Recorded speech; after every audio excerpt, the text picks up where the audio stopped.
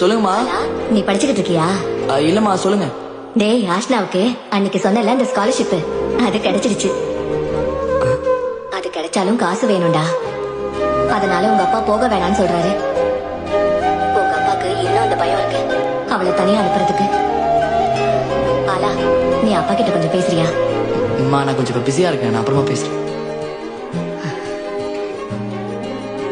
Hello ஆஷ்னா, நீ சொல்லு. உனக்கு ஸ்காலர்ஷிப் எடுத்து படிக்கணுமா? நீ போய் படி. ஆனா அப்பா. அப்பா கிட்ட நான் பேசிக்கிறேன். அப்ப காசு யாரு தருவா? அண்ணா, எனக்கு அந்த கலர் தாயே. இதுவா? உனக்கு இல்லாமையா? நான் தரல, வேற யார் தருவா? நான் இல்லாம வேற யார் தருவா?